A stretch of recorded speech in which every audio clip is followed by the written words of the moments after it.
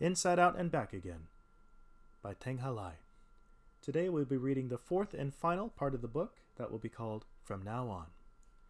Specifically reading pages 237 to 262, starting with the poem called Letter from the North, and ending with the last poem in the book titled 1976 Year of the Dragon.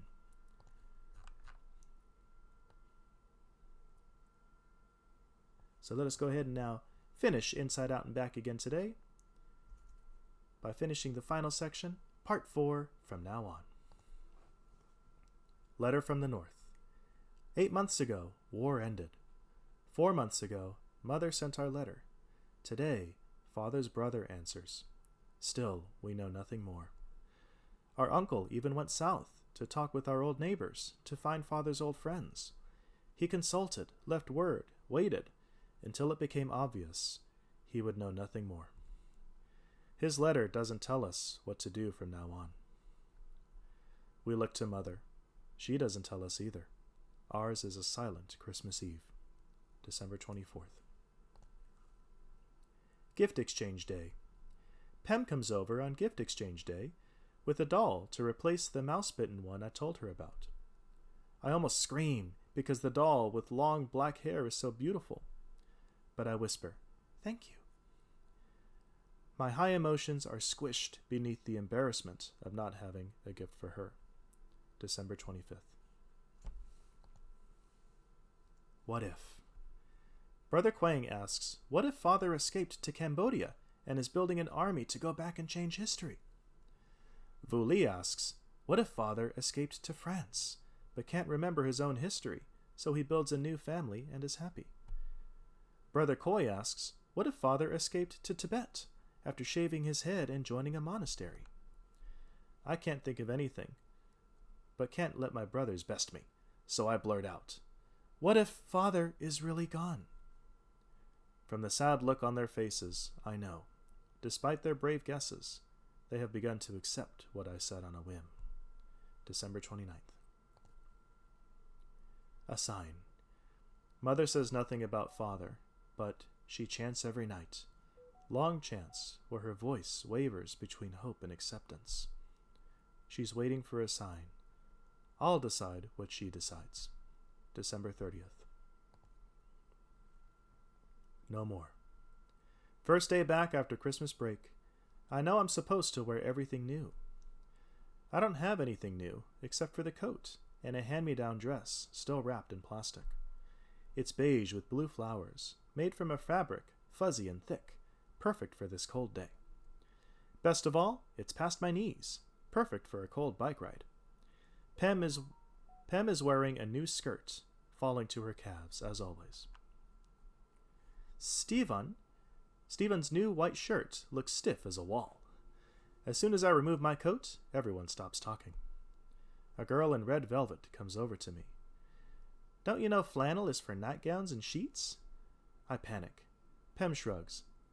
I can't wear pants or cut my hair or wear skirts above my calves. What do I care what you wear? Steven says, it looks like a dress to me. The red velvet girl points to the middle of my chest. See this flower? They only put that on nightgowns. I look down at the tiny blue flower barely stitched on. I rip it off. Nightgown no more. January 5th. Seeds. I wear the same dress to sleep, telling Mother why. I pretended not to care. Then no one cared, so I really didn't care. Mother laughs. I tell her a much worse embarrassment is not having a gift for Pem. Mother nods, thinks, goes to her top drawer. I was saving this for you for Tet, but why wait? In her palm lies the tin of flower seeds I had gathered with Titi. Perfect for Pem. Mother always thinks of everything. January 5th, night.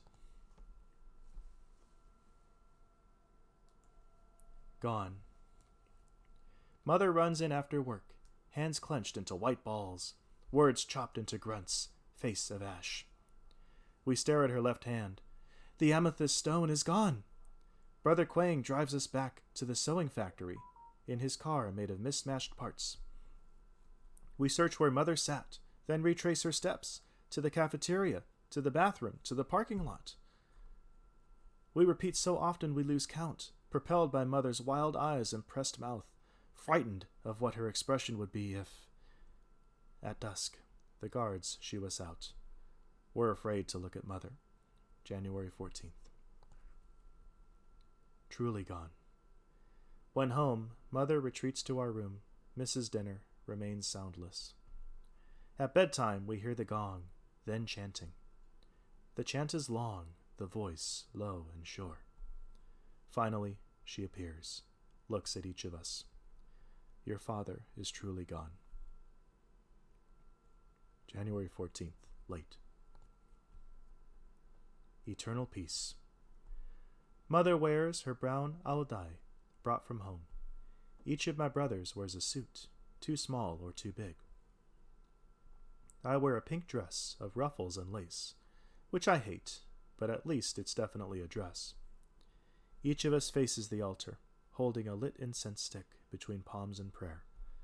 Father's portrait stares back. This is as old as we'll ever know him. That thought turns my eyes red. Mother says, "We'll chant for Father's safe passage toward eternal peace, where his parents await him." She pauses, voice choked. Father won't leave if we hold on to him. If you feel like crying, think, at least now we know. At least we no longer live in waiting. January 17th. Start over. I'm trying to tell Mrs. Washington about our ceremony for Father. But it takes time to match every noun and verb, sort all the tenses, remember all the articles, set the tone for every S. Mrs. Washington says, if every learner waits to speak perfectly, no one would learn a new language. Being stubborn won't make you fluent. Practicing will. The more mistakes you make, the more you'll learn not to. They laugh. Shame on them. Challenge them to say something in Vietnamese and laugh right back. I tell her Father is at peace. I tell her I'd like to plant flowers from Vietnam in her backyard. I tell her Tet is coming, and luck starts over every new year. January 19th. An engineer, a chef, a vet, and not a lawyer. Brother Quang has started night school to restudy engineering, to become what he was meant to be. Mother smiles. Vu Li refuses to apply to a real college. Instead, will go to a cooking school in San Francisco, where his idol once walked. Mother sighs, twists her brows to no effect. Brother Koi announces he will become a doctor of animals. Mother starts to say something, then nods. Mother has always wanted an engineer, a real doctor, a poet, and a lawyer. She turns to me. You love to argue, right?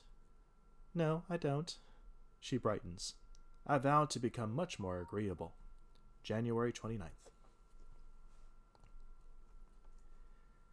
1976, Year of the Dragon.